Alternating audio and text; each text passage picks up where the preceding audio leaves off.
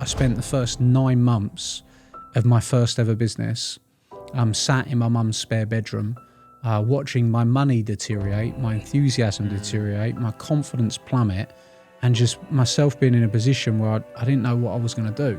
And I was staring failure in the face, and I had to make some decisions to either quit, go back to my jobs with my tail between my legs and try and do something that was going to make it work. And then I found sales, and I started working in sales, and my life started to change. And I started to feel some sense of control. I learned a lot of lessons. I made a lot of money. I lost a lot of money. I built that business to £40 million a year, you know, not far off £1 million a week in cash flow. I got to interview John Travolta, 50 Cent, Calvin Klein, Randy Zuckerberg, all these famous people. One of the things you've got to do is lean into understanding different personality types. What we look at is, we call it spades, clubs, hearts and diamonds, and they represent 4 different character styles. I think no one focuses on, like a lot of the coaches and things may not focus on what we're about to talk about. You can't be mediocre and win. You've got to put the time in, you've got to put the effort in, and you've got to strive for greatness. For my audience listening, they should implement that and take it on board and put it in every area of the business. Well, Adam, welcome to the Expansion Podcast. Thank you for being here. This is the 3rd episode. We have literally just kicked off this thing. And for those listening, I mean, we have just had, a 5-hour meeting? We certainly have. We've been diving into all sorts of marketing and sales. And I thought perfect opportunity for us to get you in here, because for those listening, there are very few people, and I really sincerely mean this, that I look up to, that I learn from, that I geek out on as much as you. And well, that's kind. It's been a pleasure knowing you over the last couple of years, and I want my audience, and vice versa, 100%. Thank you, man. Yeah. I want my audience to get to know you and get to know some of this knowledge and wisdom that I've gained over the years. So, just by way of introduction, I mean, tell my people, who are you? What do you do? So, who am I? What do I do? Lovely intro. First of all, great 5 hours. Really enjoyed the bacon and eggs we've just had as well over the road, and lovely cafe in Canterbury. But yeah, who am I? I am a award-winning business owner, entrepreneur, speaker, coach. I have a large coaching business. What do I do? Really simply, I'm all about helping businesses either start easier, grow faster, and scale safer. That's what we're all about. We help business owners to make the moves that they need to go all the way to the top. I love doing it. I'm super passionate about, helping people and helping people go on that journey. Got a lot of experience in business, and just saying I really enjoy. Yeah. And I was telling my audience in episode 2 about our Titan mastermind, and you've been in there. And that was it was Liam Ryan, wasn't it? They put us in touch first. Liam. 2 years ago now, probably, or just shy of that. Yeah. And again, I feel like, this is the Adam promo moment, but I feel, no, really. I like this moment. Because I genuinely don't say this lightly, because I meet a lot of smart people, and I meet a lot of people that I like to talk to. Ever since you first were introduced to me from Liam and first joined the mastermind, well, not only did you win our award, most valuable contributor in Titan, the first time you came, but you're someone that I've gravitated towards quite quickly, because we think similar. Definitely, yeah. We both enjoy marketing and sales and geek out on it hard. And you have taught me, am I going to say this? I think I might. You've probably taught me more in a short period of time of knowing someone than perhaps anyone else I've ever gotten to know. So I've learned. Well, I really better live up to some pretty good stuff on this podcast, right? And that concludes the podcast. Thanks for coming. Yeah. So look, we're going to get into your coaching business because a lot of my listeners have some kind of expert business, coaching business, consulting. I want them to glean some of your branding experience because it's incredible. Yeah. Before we get there, talk to me about your first ever entrepreneurial experience, because when was that? How long ago? And what was that first introduction to business?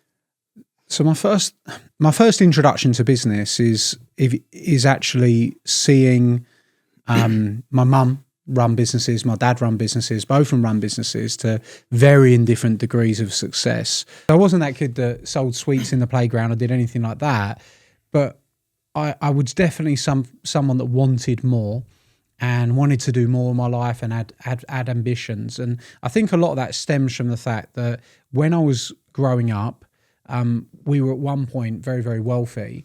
And my family, my dad lost everything when I was about 10 years old. We were in private school, very wealthy family, and we lost everything.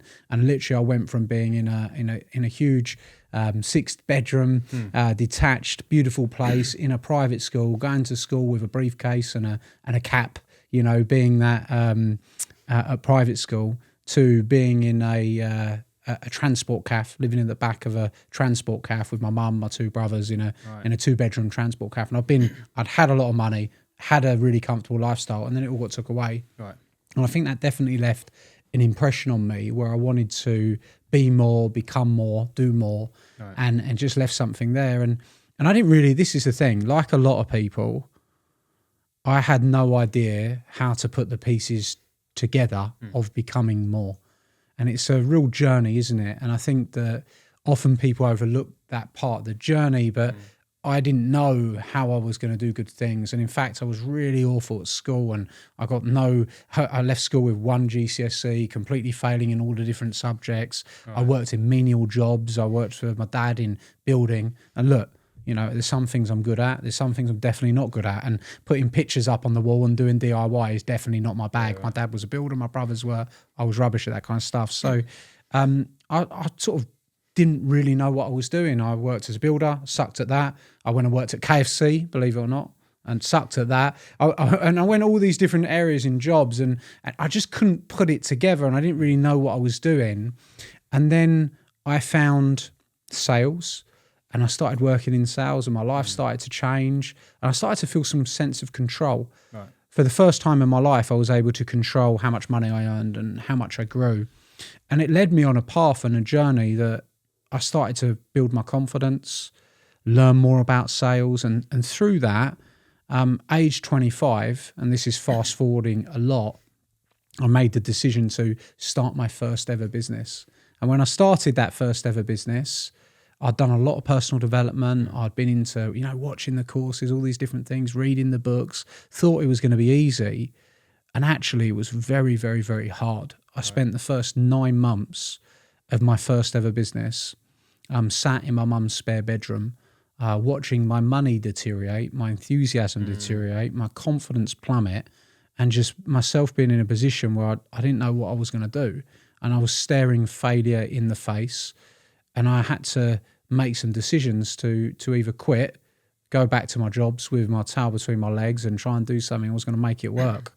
Thankfully, I found a level of resilience that I made it work. And, you know, fast forward 8 years later, I'd built a business that was quite well admired. It was in the 1,000 businesses to inspire Britain for 3 years running. Is it? I was Amazon Entrepreneurial of the Year. So I'd run literally the business was in the Sunday Times, fastest growing businesses, fastest 100s, which is called the Sunday Times Fast Track. I'd built the largest following in the world on Facebook. In automotive industry. Was it really? Yeah, it was. Yeah. So I did a lot of amazing things, and I built this business, and that's its own story, which might not be 100% relevant for a coaching audience, but you know, some of the key parts that were relevant to that is I studied marketing. At one point, I realized marketing is the answer. You know, at some point I realized like going out and understanding how to use ads is the answer, and driving traffic is the answer. And when you understand marketing and you can bring an audience to your products or your services, as you know, it's very, very powerful. And that was the catalyst for growth. And I got obsessed, exactly what you said when you did the intros. I just basically got obsessed with marketing. And I've done that a few times in skill sets. I'm a big believer in skill sets. I obsessed over sales. Read every single book, went on every single training I could find. I obsessed over it and I loved it. And I found that gave me an empowerment to be able to do more. And then my next bit was marketing, and I did that, and I could become more because of that. And that's how I went on this dramatic journey in my first business. And I built that business to £40 million a year, you know, not far off £1 million a week in cash flow. I learned a lot of lessons. I ended up having some challenges in that business. I made a lot of money. I lost a lot of money. I didn't have the best ending and exit, which I would have hoped for, which was a bit painful. But a few years prior to that, because where I got to in that business was 40 million a year, 120 staff, 5 different locations, £1 million a week in cash flow. By the time I was 30, I'd become a millionaire, and I was, I'd achieved my goals. And I started, at that point, I got into coaching because a lot of people were coming to me saying, how have you done this? Mainly people actually in the automotive industry. So it's interesting. Oh, right. I actually didn't know that, because my next question was going to be, how did you transition then into the coaching space? So people wanted your coaching specifically in the automotive. Yeah. People had seen the brand that I built in the automotive industry, which is, again, I was into the brand building then, is we were winning awards left, right and center. We were, we had the biggest following and social media. We were marketing hard, and people wanted to understand how to do those things. Right. So they were seeking me out. Right. And at that point, I'd bought a lot of coaching. At that point, I'd bought a lot of coaching, but I never thought that I would be a coach. I never thought that I'd be a speaker. I actually wasn't interested. I wasn't interested in being a speaker. I wasn't really interested in being a coach at that point. And people kept asking.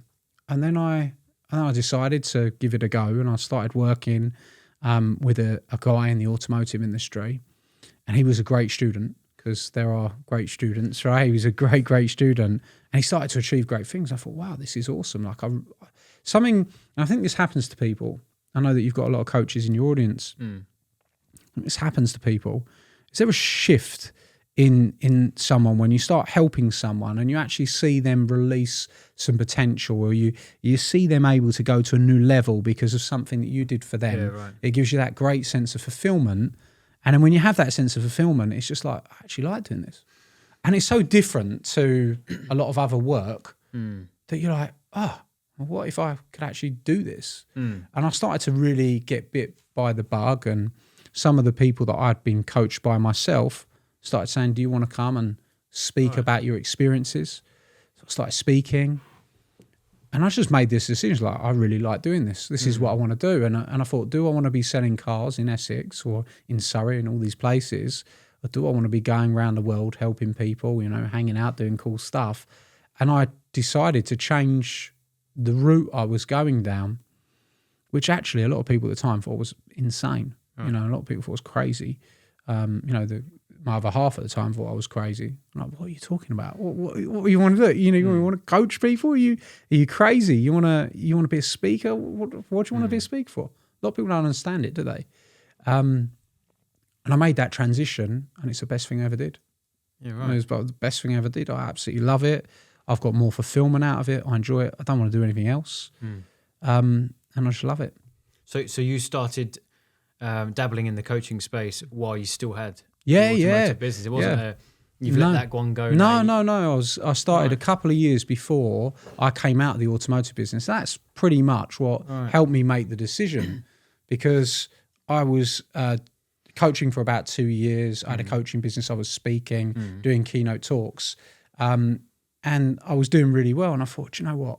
This is actually just what I want to do. Right. And it's funny, because when you find your real passion, every meeting that you then go to, that and I'm sitting there talking to, I also had mechanics businesses and service centres and all sorts of stuff, right? So I had all these different things and all these different locations. I'm just thinking, like, I'm just not that interested in a lot of these different things. Right. And now I found this passion. And this is why, actually, when you see business owners that have multiple businesses, I always say, let's just go all in on the one. Right. Let's drive this now home. Let's get you really successful, because you meet a lot of people that have 4 or 5 businesses, and that basically means one's good, 4 are bad. Yeah. And this is definitely right. Or they're all bad. Or they're all bad. But usually the one good one's funding the other 4 failed projects, right? Often. And I really just am a huge believer in focus. And there's without doubt that once I shifted my focus, I was on a new path, a new direction. And I started seeing, a different lifestyle, different results, and started having a different feeling about what I was doing. And that was the end of that. Yeah. That's awesome. Yeah. And I moved on, Well, you and now the coaching business is big. You're one of the biggest, if not the biggest, in your field in the country. Yeah. So talk to me about that first acquisition model, because you said that it was referrals in the beginning, or word of mouth, people hearing about what you were doing in the automotive space, and they wanted you to coach them on that. Yeah. That got you excited about the model and wanting to do more. When you doubled down on it, and now you needed to find more clients and grow that coaching business.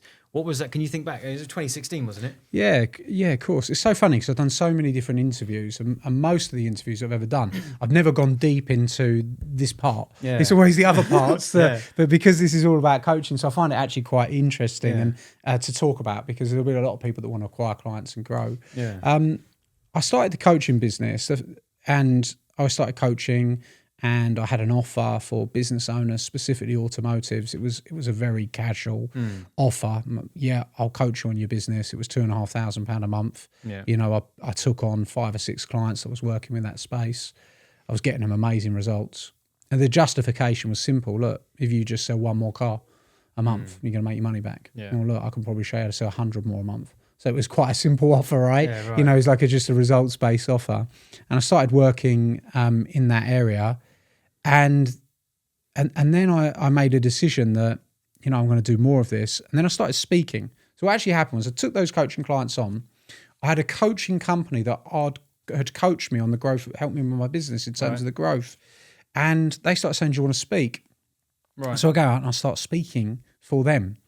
And I wasn't doing it to earn money. I was doing it because they asked me, Right. and they'd help me, and I just wanted to help them. Did you have speaking experience before that, or No. they were teaching you as you went along? Well, yeah, I had no speaking experience. Right. I'd never spoken. I had spoken, so I had 120 staff. So I'd often do meetings with 120 staff and stuff like that. But I'd never actually, you know, spoken in that way.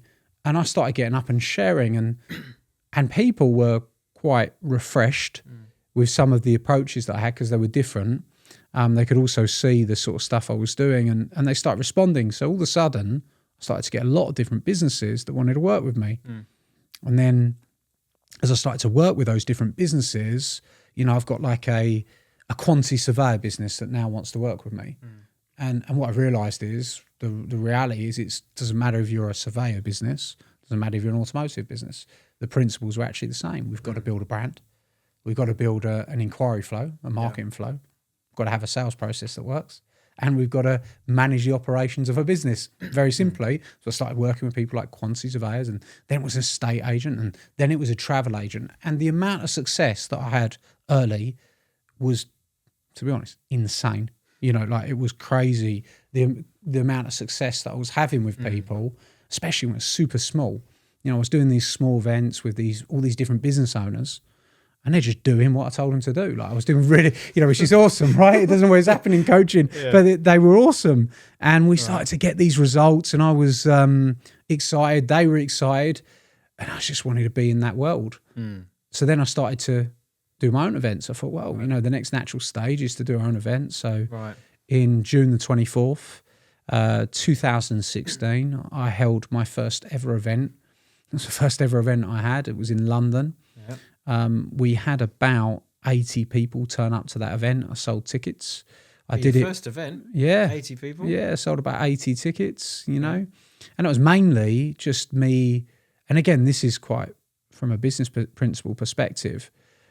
I didn't post on social media and hope that 80 people were going to buy tickets and it's someone they never heard of. You know, I reached out to everybody I knew. And I asked the clients to reach out to everybody they knew, and I told them I was going to host this amazing thing. And, you know, and then I got a JV partner. I had Lee McQueen do it with me, who was the Apprentice winner, you know, and then he reached out to his people, and we just basically got 80 people there in a room, and me and Lee taught them for 2 days, and we launched a coaching offer. We basically launched our first mastermind. Yeah. And we launched the £2,500 coaching offer that I'd been doing. From that event, we did about 100K in terms of sales, which sounds a bit more glorious than it actually was, because we probably had 3 people buy the coaching offer at £2,500 a month, 25, 30K. And then we had like about 10 people get the mastermind, but we were off. And I thought, okay, right. So this events model, this works for acquiring clients. And we did the next one. And that was okay. And then we thought, you know what if we just take the ticket price away? We use ads. So we reinvested the money back into the ads, and we drove people into a free event and did the free event, and we acquired more clients. And then I did it again, and I did it again. And this is the important thing, right? In terms of building this business, just do the boring stuff well. You know, I just did the same thing over and over again, you know, and that got me to the first £1 million in revenue was just literally doing the same thing. Running a free event, putting the event on, acquiring the clients, putting them to a fulfillment, making them a coaching offer. Very simple model. The amount got reinvested into the ads. The ads helped us build the list, and we were off, and we just kept reinvesting. And it didn't take long. Well, I say that it didn't take long. There were other parts that kind of come into this because, of course, this is a new business for me at this time. I hadn't run this business before. So I did tests and consult calls and things like that. And, you know, I did test some ads. And it's funny you said about Liam, right? Liam introducing us. One of the way I met Liam was Liam came onto a consult call with me in those early days in 2016. I ran an ad and he answered a consult call and he got on the call with me and we talked and we became friends. Yeah, that's how we met. Yeah. So come on, and we had a really good chat. Yeah, it was really cool, and he was really looking for your help at the time. Well, it was really weird because he was so early, right? And I was so early, and he was just like, oh, "I've seen what you're doing, and yeah, it looks good." And some of the branding plays into this, so I'll mention about that in a moment. Yeah. And he's like, "Yeah, I've seen what you're doing. It looks good, and like, I'm doing this now, and I'm going to do really well." And he was like, he was absolutely steadfast in that he was going to crush it. Yeah, yeah. And a very driven guy, as you know. Which he has. Yeah, he has. This is Liam Ryan from Assets for Life. This is 1.0, you know. This was right at the beginning for both of us, actually. Yeah. And then we've been friends for a long time. I go a long way back with Liam and done things he's a really great guy. And that's how that happened. But one of the reasons that he particularly reached out to me was that brand building. So one of the things that had happened is as I'm doing these events and growing this business, some of the speakers that I was working with in America, they were doing big events with celebrities. And I went out and I was doing these big events with celebrities, and then I was doing the interviews there and I was speaking, and, you know, I was one of their biggest success stories. So I got to interview these people. I did a big event. I was at this event, I got to interview John Travolta, 50 Cent, Calvin Klein, Randy Zuckerberg, all these famous people. And I started to, you know, share that message. And people were like, wow, like, who is this guy now? And I started to grab attention of people. And it really did change the trajectory of what I was doing. And I started to really focus on building brand. Yeah. And as I focused on building brand, I just attracted better quality. The leads came easier. The events got bigger. Yeah. And I went on this journey where we just kept building. Now, it's been an amazing journey. We're now, you know, if you fast forward, 8 years now, we're an 8-figure business. We've got brilliant clients. We've got a brilliant team. We've got a huge head office and, you know, great staff and people. And it's been amazing. COVID was a particular challenge for us because we were so absolutely very much unlike yourself. You're all about the online. We were all about the in-person. Yeah. So COVID was actually a really big challenge for my business, and we had to properly transition to. I was going to say, it forced you online, didn't it? Yeah, it forced us online. Probably never, you know, it's so funny, isn't it? We're so used to being an in-person events business that just, and I do, I'll be honest, I still prefer doing it in person. Yeah. I know you probably prefer doing it online, but it's... Well, if we just take a quick pit stop there, you know, it's interesting because I want to ask you in a minute about these different personality types in marketing and sales. And there's these different personalities in every area of the way we operate and some people thrive in an environment in person and some people don't. And we've got something of a mantra in Titan, haven't we? Which is that, you know, when people come into our mastermind, it's like no one has the only way. No one has the only answer. We were talking about that over lunch again today, because some people can potentially bulldoze a meeting like that. With guys, you have to do this. This is the model that works, and if you're not doing it, you're dumb. But there's so many different ways to skin a cat, you know, and make it work. So you're right. I don't like the in-person stuff. We do our AdCon conference once a year, and I must admit, I thrive in that environment because it's once a year. Yeah, I can put everything into it. I can create an incredible experience and an amazing event, and then I'll go crash for 6 months because I don't want to be back on a stage. I want I want to do a webinar in my underpants and not have to put clothes on sometimes. That's really good priority, right? No, really. I've shared this in webinars, ironically enough, where I've got pictures of me doing a webinar, even with the webcam on, and I've got no trousers on. I'm sat there in my boxers, and I've just put a shirt on. That was a high converting one. Yeah, actually, I did see a conversion bump. Yeah. But no, I actually admire people like you and Liam, because you're in your element. You're up there on stage and you do a cracking job. You're an incredible speaker, an incredible trainer. I don't want to do that. I like hiding behind webinars and creating a great experience there. But I can hit end on Zoom. Yeah, and I could go crash. I think that mantra is what you've just said is an important thing for a lot of the people that are watching. Because there are multiple different ways and there are multiple different things that you can do. You know, one of the things we've talked about today is like we've been talking about is focus, priorities. And I think that if, you know, people here are listening and they want to build a coaching business, getting really clear on what they want and then building the business around that vision is super important. So there will be many people that love the in-person speaking, they want to do that, that's the kind of life they want. But if it's not, then you go the other way and you do the online, and you just have to lean into where your strengths are and do what you want to do. And there is hybrid models, etc., available to be able to do these different things. So yeah, you mentioned about the personalities. I think and I can tell you about the way that we would classify this is we have, many people may have heard of things like Myers-Briggs for personality style testing, this type of stuff. And many people have heard of disc profiling and all these different areas.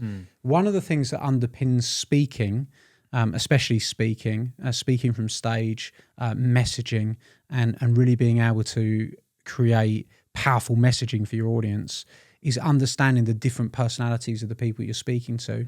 If you've got an audience of 100 people, you know, every person in that audience is an individual. And I think what most people do and most coaches do when they're selling their product or service is that they can only sell to themselves. And that is their style, will like attracts like. So they're going to attract the people to them that are similar style. So one of the things that's really useful to learn, and I learned this from one of my coaches, Jim's a great guy, is to understand that if we want to create bigger amounts of influence, if somebody listening now wanted to increase their conversions, they wanted to make their messaging more powerful, they wanted to give themselves unlimited sort of split tests of the way they message and market, one of the things you've got to do is lean into understanding different personality types. So the way that we do this, and there's lots of different aspects of this, like Myers-Briggs disc, you know, the Surrounded by Idiot book series, this type of stuff.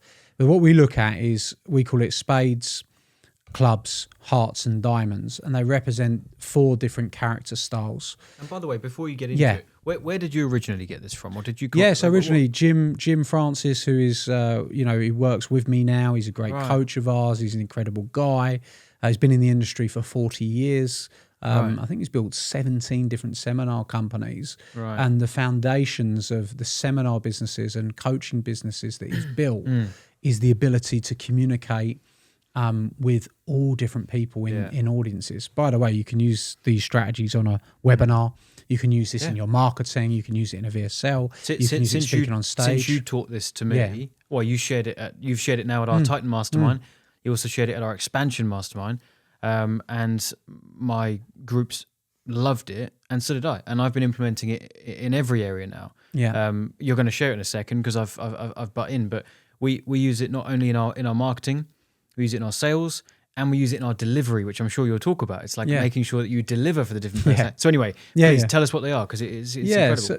So the way that it works, and the way that I'll try and classify it differently for somebody that's listening, because somebody listening could look at disc profiling. That's going to give you a personality style. It's going to tell you what you like. And there are other tests like this.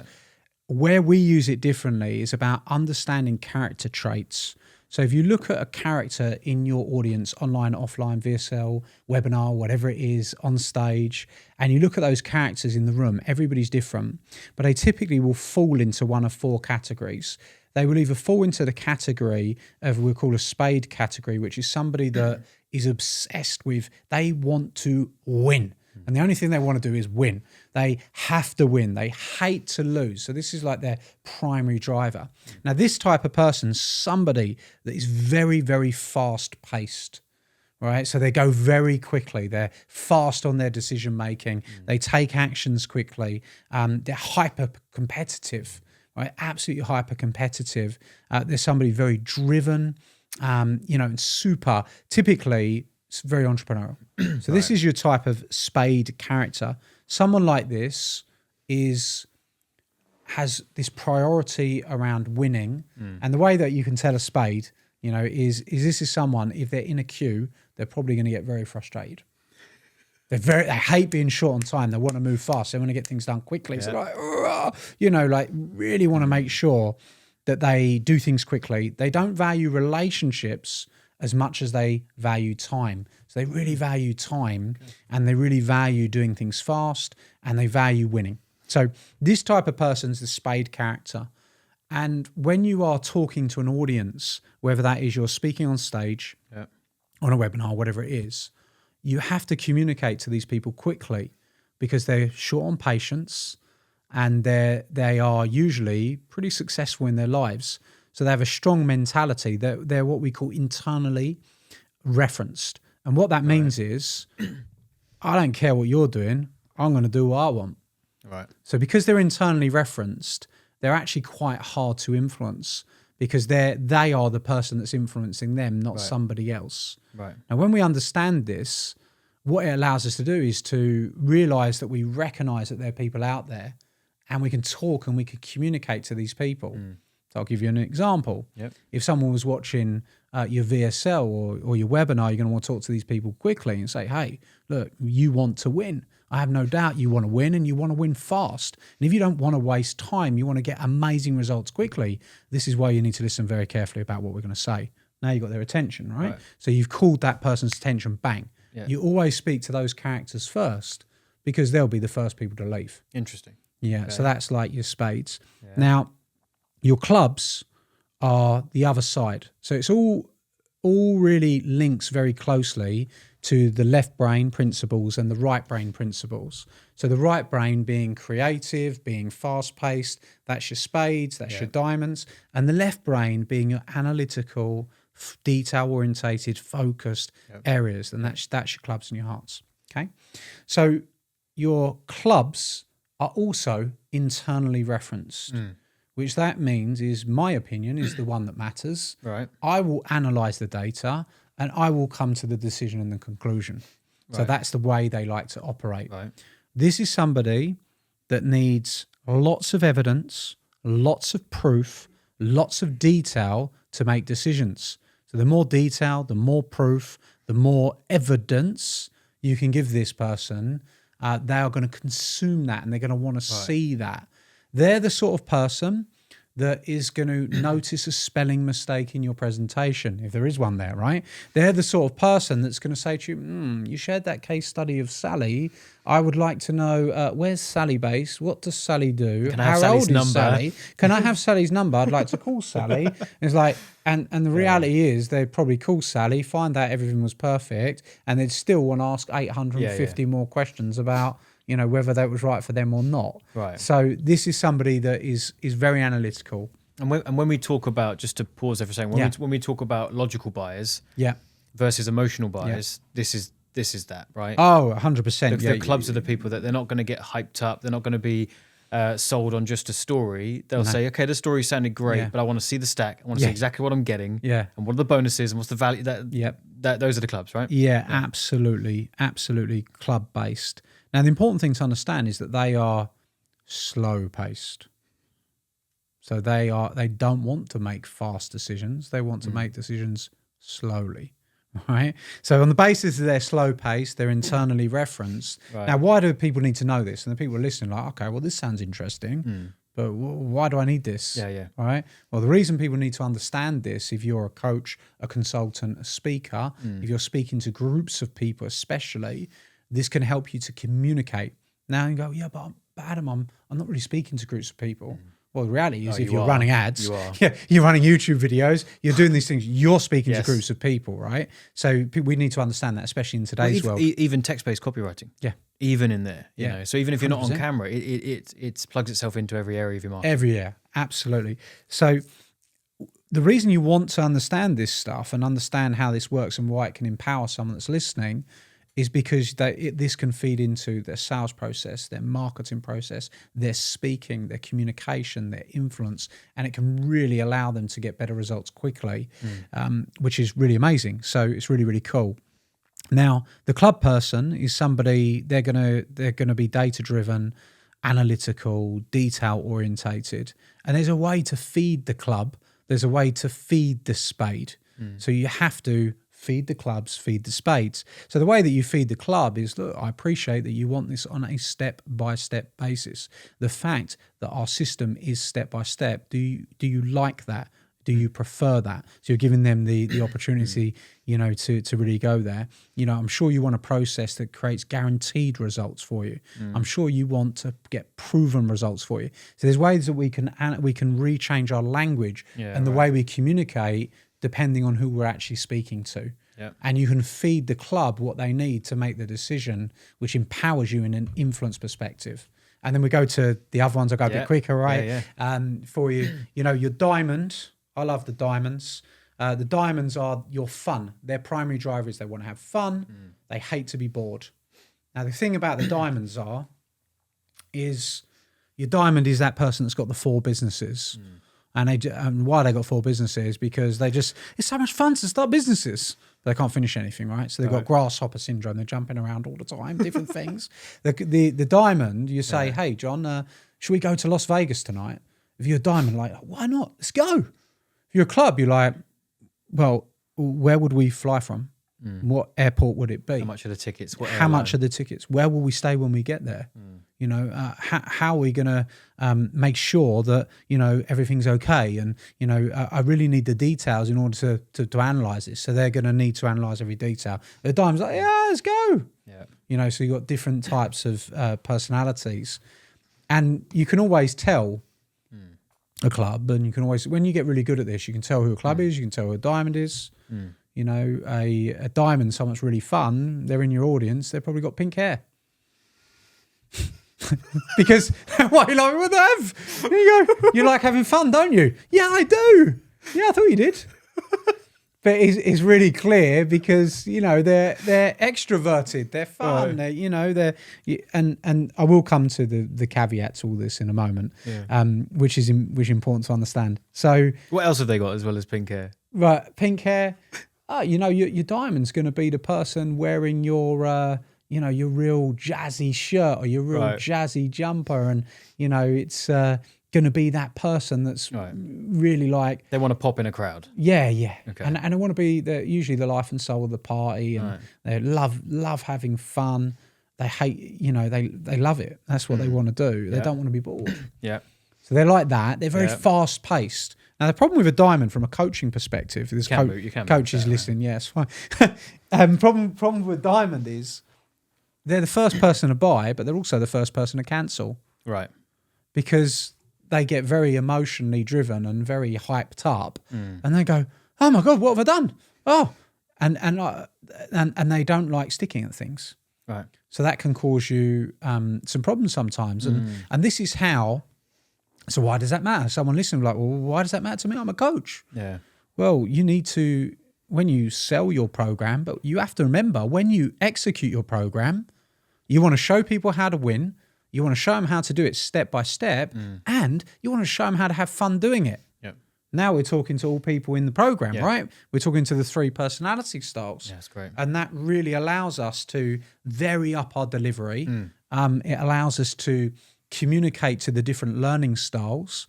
You know, the format learning style, we spoke a little bit about this earlier as well. It allows us to communicate on people's learning styles. And if we do that and we can meet someone where they're at, because this is basically what it is. How do I meet you where you're at? And if you can meet someone where they're at, it's really easy for them to come with you on the journey. But if you can't meet them where they're at, i.e. you can't communicate, you can't put yourselves in their shoes, it's very hard for them to come with you. So this part allows us to do that. It allows us to understand people. Yep. And if we can understand people, we can help them more, we can influence them more, we can support them more, and we can help them win in these different ways. And then your other part is your heart. Yeah. So your heart is the person that loves the community. Yeah. Your heart is the person that loves the support. And actually you'll find, obviously we have a lot of coaches as well that we deal with, and a lot of coaches are a heart-based profile. And the reason that a lot of coaches are a heart-based profile is because a heart really wants to help people. Right. A heart really wants to impact people. It's somebody that wants to help people solve problems and support them and be a part of something. And they're a people person. So you find in the coaching industry all these lovely people, you know, that really want to support people. Yep. But the problem is that their main values, they want to be loved, they hate to be hated. So what happens is they don't really want to sell, and they don't really want to push too much, and they don't want to chase people up because I don't really want somebody to feel like I'm bugging them. And all of a sudden they're this massive people pleaser. So all of a sudden they spend their whole life helping other people to get what they want, but they don't get what they want themselves. Right. So those 4 styles is something that we educate on. We get people to understand. Yeah. Because then it allows them to have more effective marketing, more effective sales processes, more effective delivery, and it allows them to communicate with everybody. That gives you a bit of an overview on that. Well, and so when you introduce these 4 styles, and you help someone to see the one they're in, I'm particularly interested in, you know, you're talking about coaches being hearts, right? Not all of them, of course. But as a bit of a general rule, you know, that's what you've seen. So if that's the case, then they're going to find it harder to think like a spade and want to get the big results and get them quickly. So you might find that it's harder to sell to those people the dream and the vision of a big business if they're going to struggle to do the things needed to get there. Absolutely. So could you, with a heart in particular, if you're teaching this to a room full of people and you've shared the 4, can you then, having shed light on all 4, can you start to help a heart to think a little bit more like the others, to be more well-rounded? Does that happen? Yeah, absolutely. People kind of revert to type, right? They do kind of revert to type. But when someone has an ambition, because lots of people listen to this, some of them will go, yeah, but I'm a spade and a diamond. Yeah, but I'm a heart and a club. And what you can is you've typically going to have a primary, and that's really who you are, right, as a core. And then you might have a secondary that has been created through circumstance. Right. So I'll give you an example of this. Jim himself, I love it if Jim listened to this because he's a great guy. And I always wind him up. So I was like, Jim, you're such a club. And he actually gets really wound up. I'm not a club. Not that there's anything wrong with being a club. But he always says he's a spade. Right. But then many times we've had conversations, he goes, well, you know why you say I'm a club, don't you? I was like, why is that, Jim? He said, well, I worked in corporate for 20 years and they made me dot every I and cross every T and get evidence on everything I did. Right. So he got programmed by corporate companies, well, so he says, to be a club, right? so that was his, so that often happens, right? But you have a core of typically of who you are. On these different personality styles. But yes, you can then help people because look, the only way to change, so this is where it comes to learning styles, and hopefully the people listening to this can find value in this in their own propositions.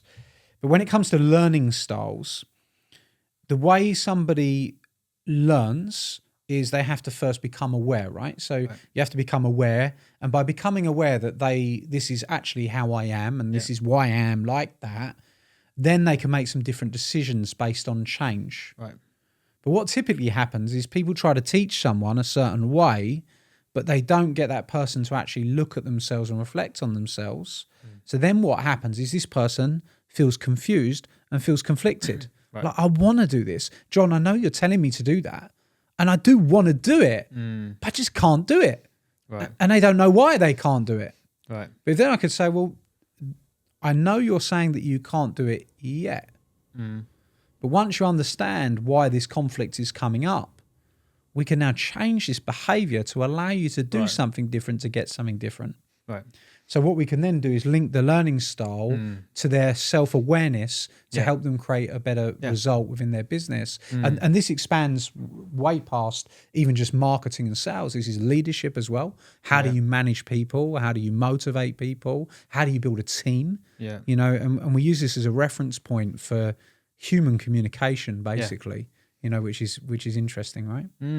Well, let me give you something of a case study with me, because I mentioned at the beginning of this that I've learned a lot from you. And this was one of those things, and it was helpful for me. The reason I posed that question is because when I saw all four laid out on the table, I started to recognize not only where I fit in and the ones that I don't have a tendency to lean towards, and then there's advantages to leaning into the others at various points. But I was able to question my marketing and my sales. And I did exactly what you mentioned, which is that you have a tendency to lean towards your default and you project that back out. And I had this conversation with my team not too long ago, because I'm probably, and you identified this as well, more of a spade. I'd have a bit of diamond tendency, but I'm not going to dye my hair pink. Yeah. or have an outlandish jacket. But I like to have fun. We've got it on our wall out there. Love marketing, hate boring. Like I cannot be bored. I must be having fun.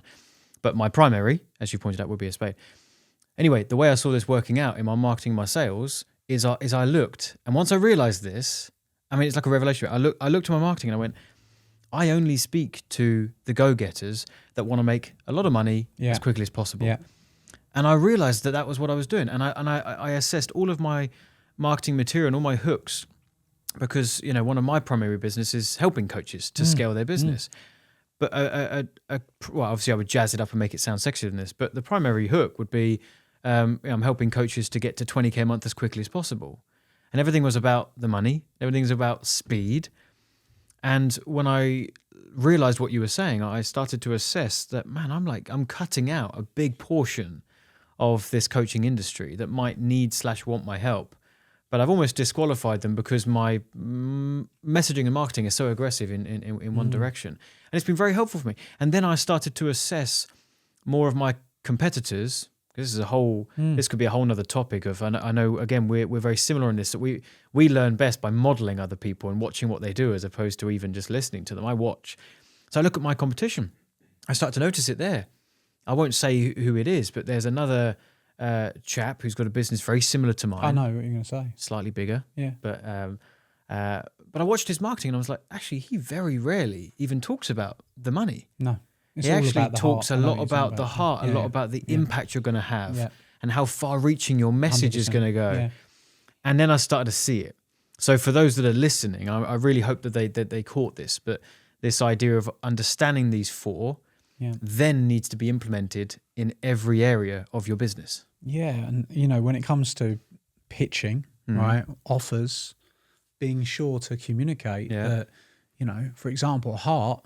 Well, why would they want to be doing this? Well, the reason they want to be doing it is because they're going to be supported. They're going to have a community that they can access. They're going to meet great friends here. Yep. You know, they're going to go on a journey where they make friendships for life. And people are like, oh, I like the idea of that, you know.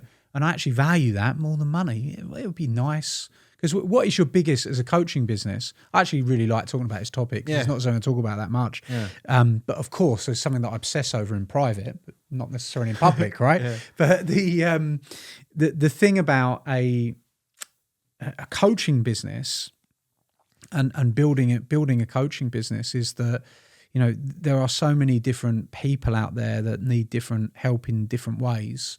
And if we can communicate with them, and there are a lot of people, and the thing that I was going to say, which is super important, is that the biggest objection you face is actually not around your offer. The biggest objection that coaches will face is nothing to do with, you know, how much money someone usually can make, or, you know, the biggest objection people face is belief. Can I actually do this? That's the number one objection. It's not your offer. It's not even how much money it is. It's not, a lot of the time, it's just like, well, can I actually do this though? Yeah. And we have to remember, a lot of people don't have any evidence that they can do it because they've not done it before. And they're like, well, I've not done it before. I don't have any evidence I can do it. Yeah. So it's just a case of like, will this system help me get there? Will this help me get there? Will that get? And that's where all the other layers come in. Yeah. But if they can say to themselves, look, I don't know if I can do this or not. I don't know if I can get this webinar going, or I don't know if I can get this going, whatever it is. But you know what? I think it would be amazing to meet other coaches and spend time with other people. And I could really see myself getting great support from John. I know he's a good guy. He's going to follow through on what he says, and probably going to end up being good friends with him. Let's give this a go.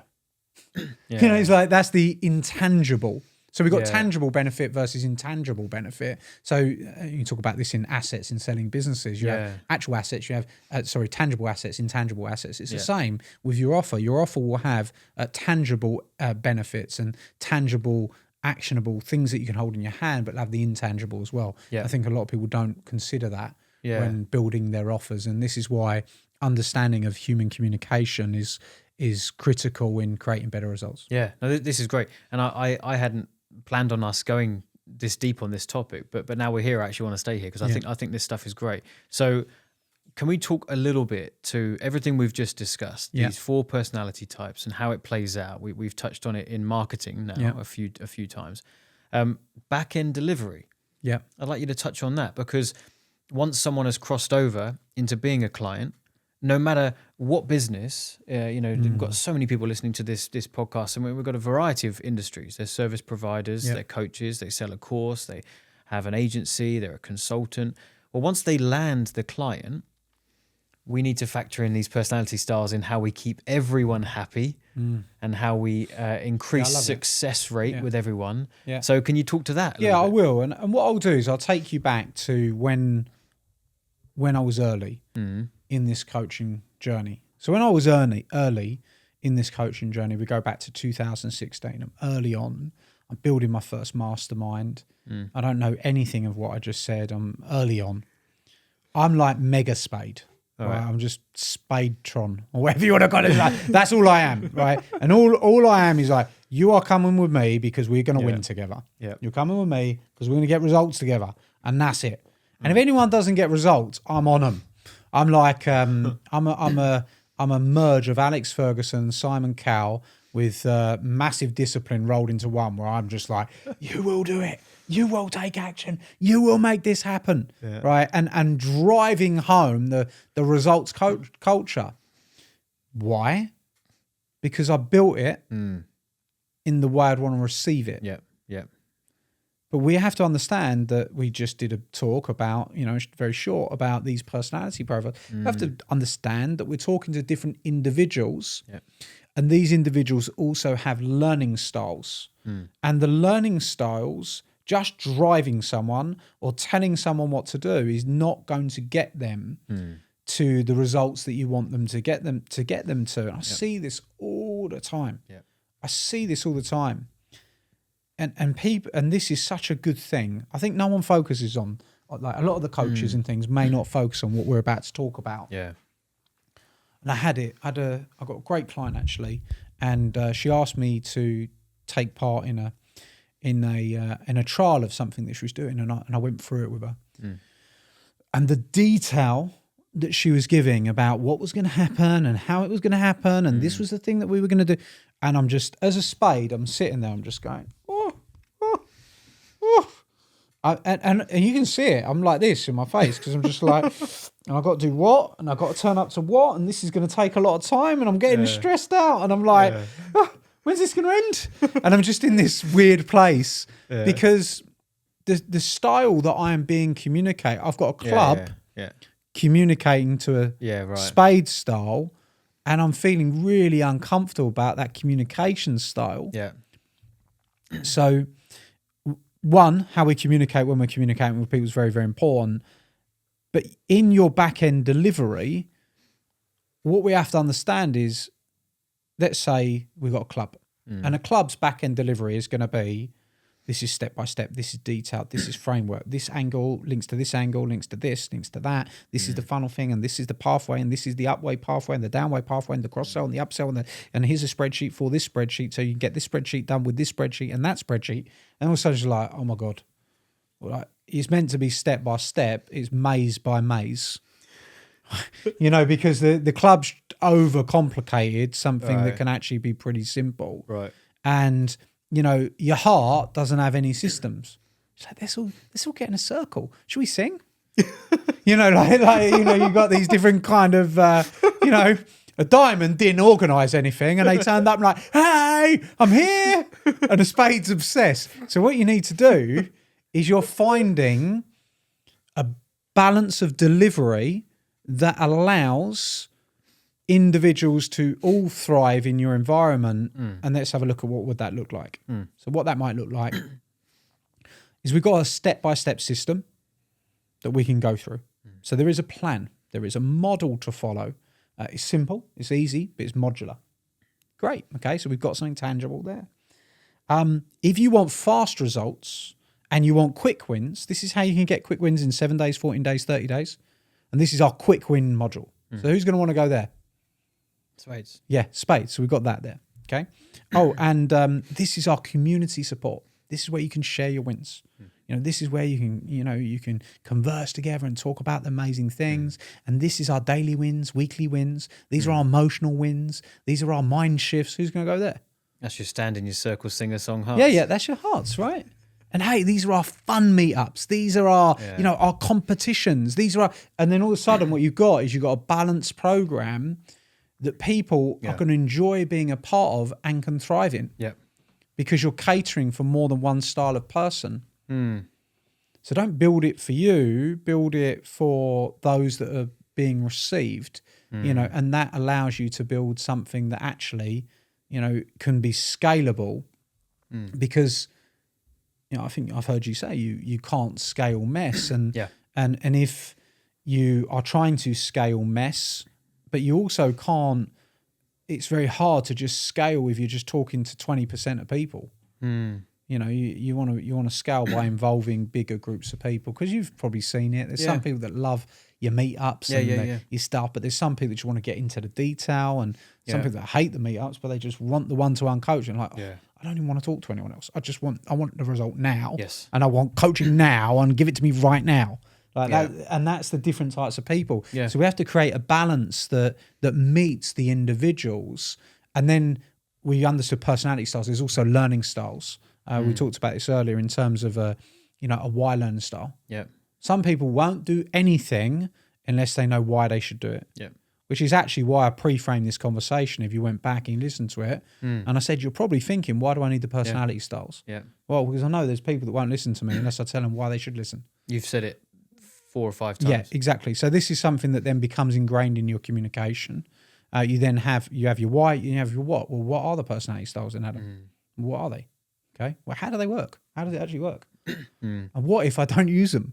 Which is the other learning style. Well, if you don't use them, then you'll get worse results. And if you do use them, you get better results. So what we can do is create 2 different pathways of where we can go to create different results for people. So hopefully they can, that was a bit fast. Hopefully people can get something from that. That's great. And on the theme of the podcast, expansion, like I think you agree with this because, we were talking about joint ventures and partnerships and team members and growing the operation.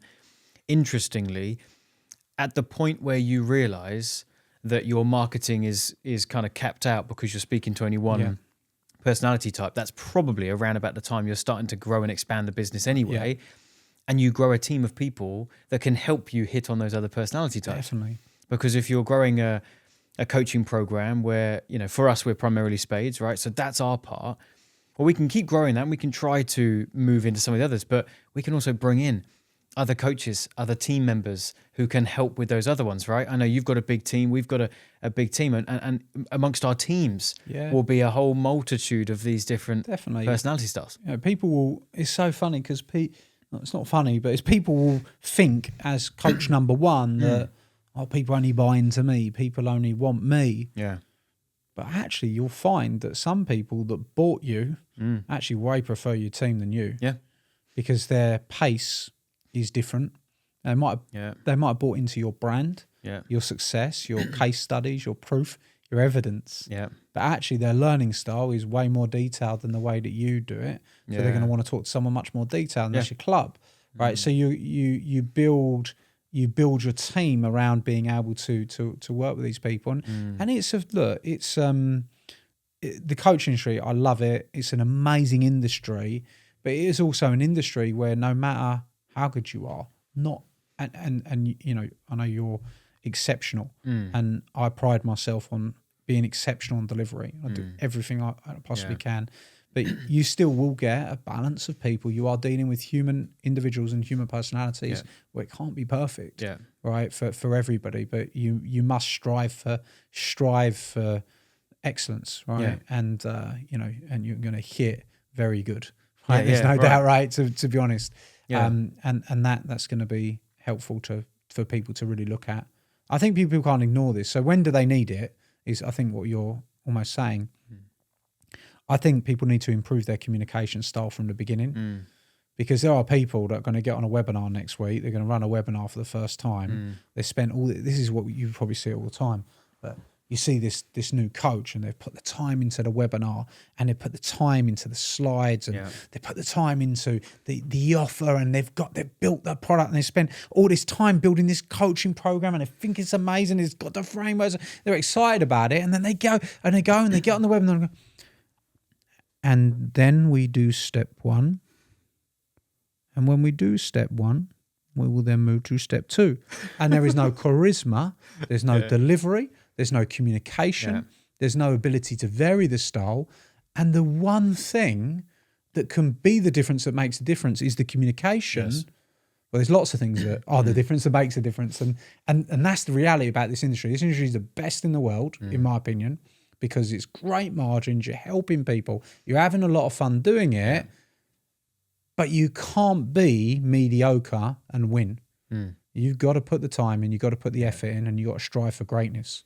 And if you do that and you work on these things, like you work on, of course, your webinar, your slides, your messaging, your funnel, and all these different things, but do not forget to work on your communication skills and your brand, because these two elements can give you a unique advantage, right? Which you're an expert in, and it's demonstrated in this chat today that you, without even thinking, you are embedding this into the way you communicate.